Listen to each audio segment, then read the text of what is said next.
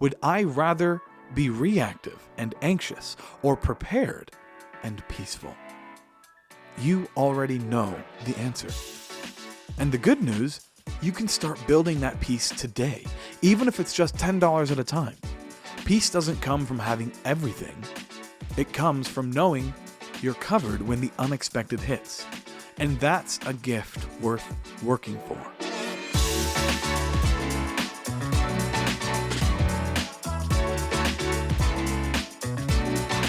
Hey friends, welcome back to the Steward's Way, where we talk about following Jesus with our money and learn how to build a life of peace, purpose, and generosity through godly stewardship.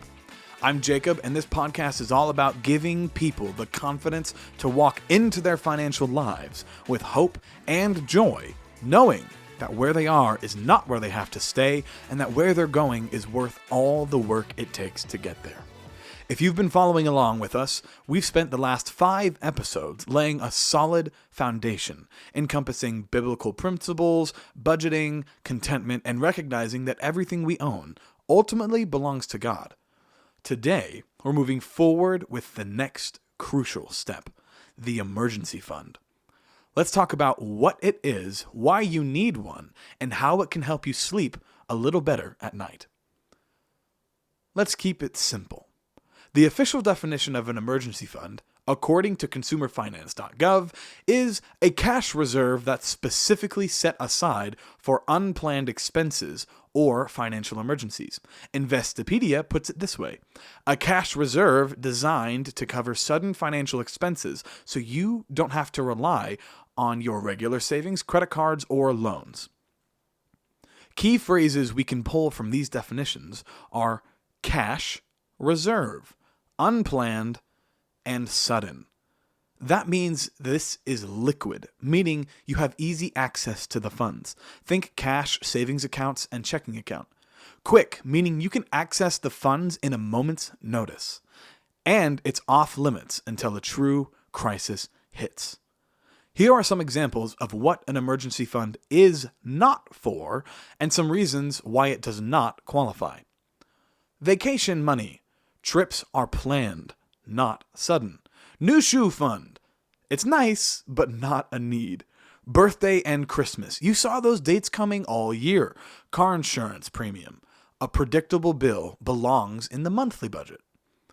Here are some examples of what the emergency fund is for. Car repairs. The starter shorts out Wednesday morning. Tech fails. Your laptop dies the week before finals. Medical bills.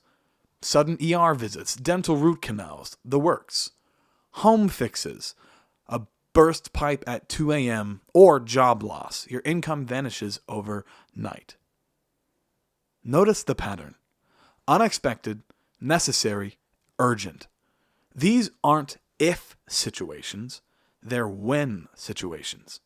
When the unexpected shows up, an emergency fund buys time, so you're not scrambling for a high-interest credit card or payday loans. It protects your budget, so the rest of your plan stays intact.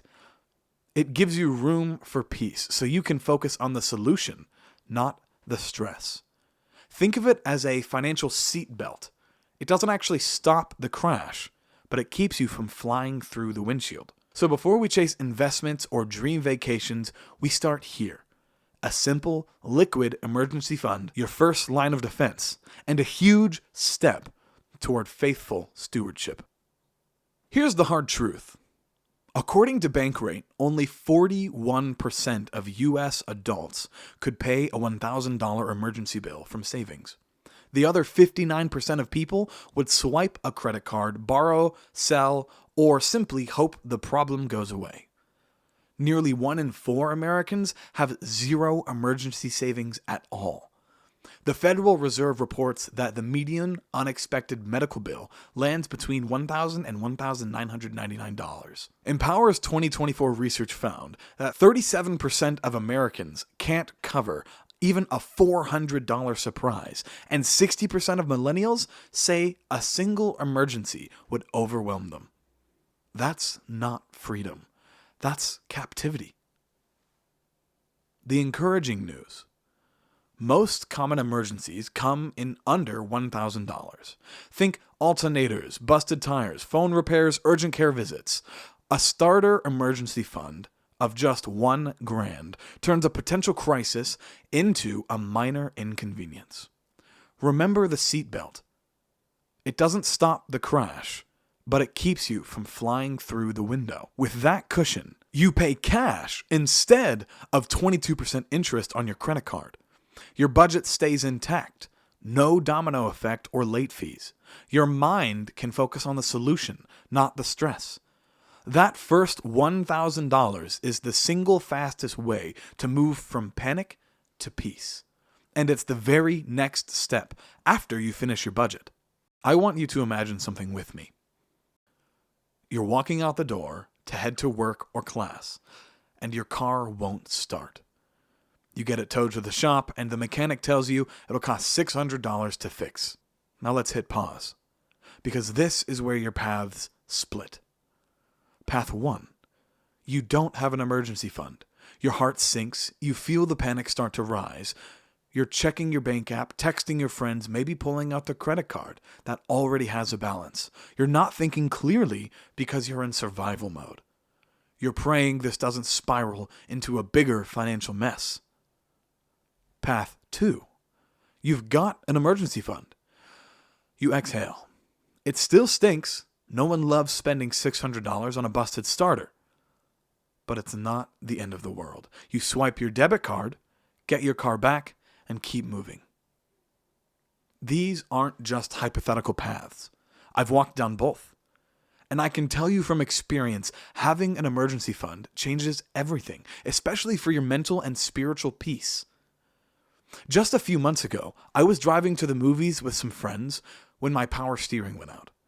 I got frustrated, partly because I knew something was wrong with the car, and partly because, full disclosure, I didn't want to miss the movie. So I made the not-so-wise decision to limp it to the theater and back. Was this the smartest move? No, but honestly, totally worth it for some good bro time. Later that night, I called my mechanic. He told me what the repair would cost, and in that moment, I just took a deep breath and thanked the Lord that I had money set aside. My emergency fund was ready, and that gave me so much peace. Spending that money still wasn't fun because emergencies never are. But being able to face the situation and feel blessed instead of stressed, that's what the emergency fund is all about. That's the difference one simple, not easy, financial decision can make. Proverbs 21:10 says, "The wise store up choice food and olive oil, but fools gulp theirs down." In other words, wise people prepare. They don't spend every dollar the moment it hits their account. They save. They build margin, and margin creates peace. And peace is underrated in the world we live in today. When you have an emergency fund, you walk into life differently. You're not constantly on edge, worried that one $500 bill will come up out of nowhere and wreck your finances. You have a cushion, a buffer, a little bit of breathing room between you and chaos. This is more than just good advice. It's godly wisdom. God calls us to steward what we have been given, not spend all of it impulsively. Jesus talked a lot about counting the cost, preparing for the future, and being faithful with little so we can be trusted with more. And let's be real, life is unpredictable. But that doesn't mean we have to live in fear. Having an emergency fund won't make emergencies go away, but it will keep them from derailing your life or destroying your peace. So ask yourself this: would I rather be reactive and anxious or prepared and peaceful? You already know the answer. And the good news, you can start building that peace today, even if it's just $10 at a time. Peace doesn't come from having everything. It comes from knowing you're covered when the unexpected hits. And that's a gift worth working for. So let's talk numbers. How much should you save in your emergency fund starting out? If you've never saved for an emergency before, here's your first goal. Save $1,000. That's it. Not 10,000, not 6 months of expenses, just $1,000. It's fast, realistic, and incredibly effective for most people, especially if you're in your 20s, just starting out or living paycheck to paycheck. And you might be thinking, is $1,000 really enough? For now, yes. Here's why. Most everyday emergencies, flat tires, urgent care visits, busted phones, a surprise bill, can be covered with $1,000 or less. You're not building wealth here. You're building a wall between you and chaos. This isn't money for vacations, new clothes, or even fun emergencies like concert tickets that go on sale suddenly. This is break glass in case of an emergency money. And just to be clear, it's different from your regular savings. This is a dedicated, labeled, do not touch unless urgent account. If possible, keep it in a separate savings account, not your checking, and actually name it emergency fund, hands off. The label alone will stop a lot of impulse spending. This fund is your first line of defense. It gives you peace, protection, and a place to turn when the unexpected hits. And we'll talk more about building long-term savings and that 3 to 6 month cushion in a future episode. For now, start here. Start small. Start now. Because even having a few $100s set aside can be the difference between panic and peace. Let's step back and take a look at the bigger picture. If you've been following this podcast, you know we've been laying a foundation, not just for good money habits, but for a biblical perspective on finances. And at the core of that view is the simple truth. Everything we have belongs to God. Our money, our possessions, our opportunities, they're not really ours, they're His. That makes us not owners, but stewards, managers entrusted with something valuable. And part of being a good steward is being prepared. In Luke 14:28-30, Jesus tells a short parable that gets to the heart of financial wisdom. Suppose one of you wants to build a tower. Won't you first sit down and estimate the cost to see if you have enough money to complete it? For if you lay the foundation and are not able to finish it, everyone who sees it will ridicule you, saying, "This person began to build and wasn't able to finish." Jesus isn't talking about construction. He's making a broader point about counting the cost before you act. That's what wise stewardship looks like.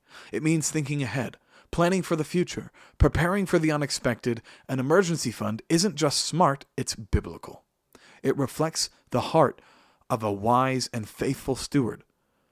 Someone who's not ruled by fear, but who walks in wisdom and peace because they've counted the cost. Godly preparation brings peace when you have an emergency fund. You're not living in panic mode. You're not one car repair away from a financial spiral. You're not anxiously waiting for the next disaster to wipe you out. You've built margin. It gives you the space to breathe. It protects you from debt. It frees your heart to stay focused on what matters most. We live in a broken world. Things go wrong. Jobs get lost. Health issues come up. Cars break down. Plans fall apart. But here's the good news. God is never surprised. He already knew what was coming. And in His love and grace, He provided for your greatest emergency, your spiritual emergency, through the cross in Jesus. God met your biggest need, salvation. And just like He provided for that, He also teaches us to prepare wisely for the trials and emergencies of life. Building an emergency fund isn't about putting your trust in money. It's about creating a space where you can trust God more freely. Stewardship creates space to surrender. When you're not constantly stressed about what's next, when you know you've prepared, you can live differently. You can be generous. You can serve others without fear. You can listen more closely to where God is calling you, because when we manage money wisely, we reflect the heart of our provider. I serve in my church's youth ministry, and every summer we head to camp together. It's honestly one of the highlights of my year. Watching students encounter the love of Jesus, seeing Him move in their hearts, and getting to walk alongside them, even in a small way, is one of the greatest joys of my life. It fills me up like almost nothing else. But here's the thing. A full week away from work is a long time, especially when you don't have a paid vacation. That's why I'm so grateful for my emergency fund. Because I've prepared, I don't have to stress about missing a paycheck. I don't feel guilty for saying yes to something that God has clearly called me to. Instead, I feel provided for. I get to go all in with the students, loving them, serving them, pointing them to Jesus without carrying the weight of financial fear. And that's what stewardship does. It creates space, a space to say yes, a space to serve, a space to follow God without the constant what if hanging over your head. So don't build an emergency fund just because it's a good move financially. Build it because it's part of walking faithfully with what God has given you. Preparedness isn't fear, it's stewardship.